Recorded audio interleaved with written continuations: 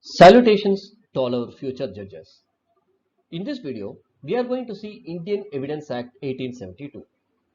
But before going into the video, I'd like to make few requests to our viewers as well as the subscribers.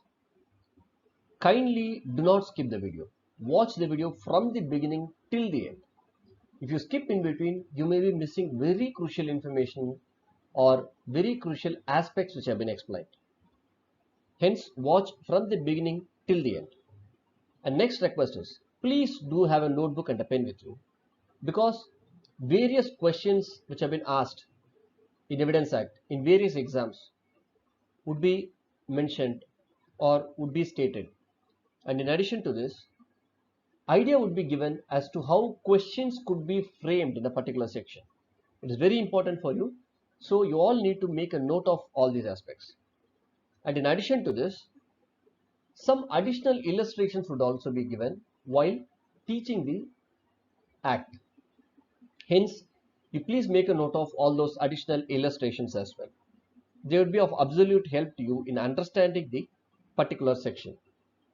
And in addition to this, various ways or techniques would be taught which would help you to remember those sections, or to say some memory techniques would be given. This would be really helpful to you in remembering the sections when you go to the exam. I hope this video would be of absolute and great utility to you. Statements by persons who cannot be called as witnesses. Section 32. Generally, this section is known as the section which contains dying declaration. Generally, you would have seen in the court, they use the term DD, which is referred to as dying declaration. And this section contains so many important aspects in law, which is very important. Section 32 discuss about cases in which statement of relevant fact by persons who is dead or cannot be found, etc. is relevant. Imagine a scenario where a person is given a statement about the relevant fact in a case and he is no more now. In that situation, what will happen to that statement? That is what this entire section is going to explain. And please understand, from an exam perspective, this section is very, very important. Many times questions have been asked from this particular section, both in the preliminary exam as well as in the main exam, in almost all the states where the judicial exams are being conducted. So please listen to this very carefully. Now let us try to understand this particular section. Statements may be written or verbal. So it can either be written or it can be verbal. That is one aspect. Now the next aspect, it should be about the relevant facts of the case. So if a statement is given about things which are not relevant to the case, then that cannot be considered.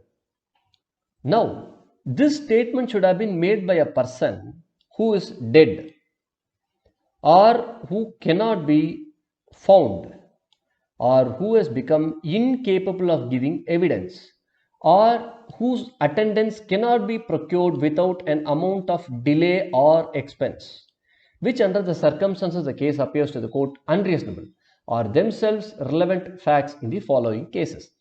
Now let me try to explain this further. 1.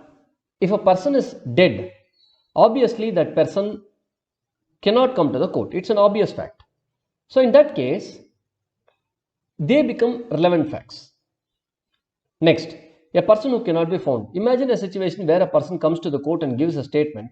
After that, nobody knows where that person is. He has gone somewhere. He has vanished.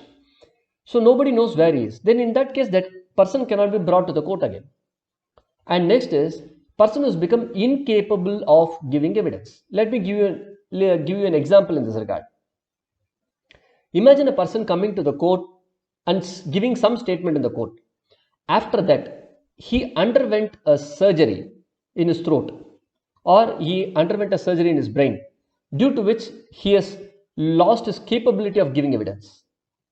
In that case also, the person cannot obviously come to the court or is not in a position to give an evidence in the court. In that case also, the statement what he has already given becomes relevant. Now, the next is whose attendance cannot be procured without an amount of delay or expense. So in this case, imagine a scenario. A person has come to the court and is given a statement. After that, he needs to be cross-examined. In that case, what happens is, this person goes abroad. So, he's gone to a very far place. If he has to come from there, there would be extreme delay and there would be too much of expenses which need to be incurred. In all these circumstances of the case, where the court seems to be unreasonable, those expenses need not be incurred. The court feels so.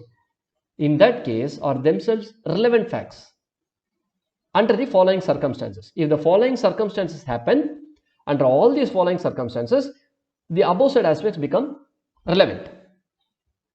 Now let us try to understand the first point when it relates to cause of death. Now there is a case pending before the court. A question is before the court where the court is trying to find out an answer. What is the cause of the person's death? So court is trying to find an answer to this question in a particular case. In that case, what are all the aspects which need to be seen? When the statement is made by a person as to cause of his death, so you should understand this particular word, cause of death, 1. Next, circumstances of the transaction which resulted in his death. There are two things. How he died, what made his death happen, the cause. The next one is circumstances which led to this cause, or circumstances of the transaction which led to this cause or to his death. One is the reason for his death, simply. Now, what made these reasons happen? Circumstances. So, these two aspects. Regarding this, a person is making a statement. And particularly, this can be used only when cause of that person's death comes into question. So, if the court is discussing some other issue other than the death of the person, this is not relevant. But if the court is discussing about the cause of the death of a person, then these aspects become relevant. Now, the second aspect is very, very important, second para, because many times questions have been asked from this particular part. Once it was asked, now let me explain this and let me put forth the question. Such statements are relevant whether the person who made them was or was not. That is a very crucial part in this particular section. At the time when they were made under expectation of death. So, once a question was asked, whether it is necessary the person who made a dying declaration should have an expectation of death. This was the question which was asked. So, the answer is yes. Next was no. Depending upon the circumstances, none of the above. So, the simple aspect is, you should understand the person need not be in the expectation of death. Was or was not. Whether the person who made them was or was not, that is the term which is used. So, the person need not be in expectation of death, or he can still be in expectation of death. It is immaterial. So, simply you have to say that a person need not have an expectation of death, or he can also have an expectation of death. These two answers are correct. Now, immaterial of the nature of the proceeding, it may be a criminal proceeding, it may be a civil proceeding, or it may be any kind of proceeding. But in that proceeding, if the question of death comes into play, immediately this section will apply. This is generally called as a dying declaration. This is the term which is used. Now let us move to the second point in it. Let us try to understand this point 2 by way of few examples. Imagine a scenario where you are going to a kirana shop or a local shop, where you will see the person is buying some goods and is making an entry and saying like this person has delivered this goods. And while giving out the goods, he will say like I have given these goods to so and so person at so and so cost, and these are all the items. So generally on a daily basis in the course of his business he records this. So that is a statement which is made by such person in the ordinary course of his business. That is relevant. And next is, or in the discharge of his professional duty. Imagine there is a person who is sitting in a company to make entry of the items coming into the company. An item comes into the company, he makes an entry saying that this item is coming to the company. So his duty is to make entries. So in that case also he is discharging a professional duty. He has been engaged with that particular duty. These examples are intended to give you some understanding about the concepts which have been explained. Or if there is an acknowledgement, for example, imagine a company which is a single owner company, single person company. In that case, he would have engaged somebody, a manager or accountant or someone who will obviously receive money and sign acknowledgement. In that case, if he signs an acknowledgement in the due course of business, regularly he is the person who signs and gives money, or he takes money, or he gives the goods or securities or properties of any kind. So in that case, that acknowledgement or signature of that person for receiving the money would obviously be counted as being made in the course of business, or of a document used in commerce written or signed by him. So generally they sign an agreement saying that I'll provide this to you, you provide memorandum of understanding, or all these kinds of documents which are entered into between two parties where the right or sign. Or in some cases it could be unilateral also, where they are saying like I will do this. They are giving an assurance. So even all these would be counted as made in the course of business, or of the date of a letter or other document usually dated, written or signed by him. Generally, there would be, for example, imagine a scenario where a company is giving a dividend. So in that case, there would be printed and signed letters which are dispatched. So in that case, a person is putting his signature as for, and is signing and sending all these letters. In that case, that is also made in course of business.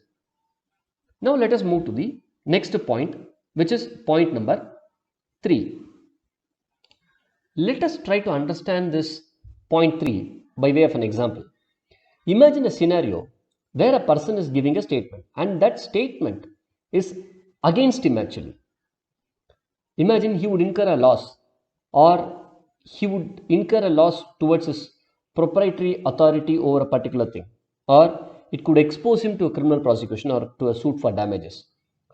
Let us try to understand this by way of an example. As I told you, a person is buying poison and handing it over to his friend, and this person knows that his friend is going to kill his wife with that poison. He knows it. He is aware of this. Besides knowing this, he is buying and giving that poison to his friend. His friend poisons his wife and kills her. So in that case, the person who bought the poison comes to the court and says that he is the person who bought the poison and gave it to his friend. He knows that if he gives this statement, he will also be facing the criminal prosecution. Besides knowing this, he is coming and making this statement. It is against his interest. So in that case, that would also be counted as a relevant aspect. Now let us move to the fourth point. In this, let us try to understand by way of an example. Imagine there is a village head. He knows about the common or public right pertaining to a public well. So sometime back he had said like this well belongs to the entire village, anyone can come here, everyone has a right to use this well. Later there is a case pertaining to this particular well. A person is saying that this well belongs to me and it is not a public property. In that case, the statement of the village head saying that it is the public well is quite relevant, but he should have given the statement before the problem or before the case is coming on that particular well. So in that case, it becomes relevant. Let us move to section or point 5, or relates to existence of relationship. Imagine there is a close friend of one Mr. A. A is there and he has a close friend B. So in that case, A has adopted a daughter or a son. So in that case, B knows that A has adopted C as his daughter. For the sake of example, let us assume that it's a daughter. So in that case, B is saying to someone else that I know A has adopted C as his daughter. Then after that, the brother of A he is coming to the court and saying, no, C was not adopted by A. In that case, the statement of B saying that C was adopted by A is relevant. So here's a special means of knowledge about this particular relationship. So it may be blood relationship, it could be a relationship based on marriage, it could be a relationship based on adoption. So in all these cases, it becomes relevant. Or is made in will or deed relating to family affairs. That is the sixth point in it. Let us try to understand this point 6 by way of an example. One person, he writes a will saying that so and so is my wife. I married her. So in that case, he is stating this aspect in the will or deed relating to any other family affairs. In that case, that becomes relevant. It is not necessary that he needs to write it only in the deed. It can be based on any family pedigree or upon any tombstone, or even a family portrait is sufficient. Even all those things would be considered as a statement. So in all these cases, it becomes relevant. Let us move to the seventh point, or in a document relating to transaction mentioned in section 13 clause A. Point 7 is comparatively very clear. Imagine a scenario where a person is writing in a deed saying that this was the custom which was followed by us all these years, or he is writing a will stating the said aspect, then those are also considered to be quite relevant. Let us move to point 8, or is made by several persons and express feelings relevant to matter in question. Let us try to understand this example by way of an example. So, if there is a statement made by several persons and express feelings relevant to the matter in question, imagine a scenario: a person is dead. His wife is not crying at all. So, the wife is not expressing her feelings. So, the people who are there, they are watching this happen. So, they come and say, we were really surprised. The wife was not even crying when her husband was dead. So, we have a suspicion as to how a lady could be like this when his husband is dead. Then this aspect becomes relevant. So, on the contrary, if they say the wife cried so much that she fainted when she saw her husband was dead. So, all these aspects where they express the feelings or the persons who were a part of it, and that has been the matter in question, all these would be quite relevant. We would be continuing with illustrations in the next part of this video. I hope you would have liked the video. If you like the video, please do press the thumbs up button and do share the video with your friends and motivate them. If you are not subscribed the channel, please do subscribe the channel and share the channel with your friends.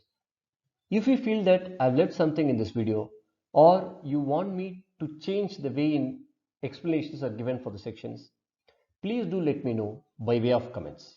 Let us join hands together and contribute for a learned society. Thank you.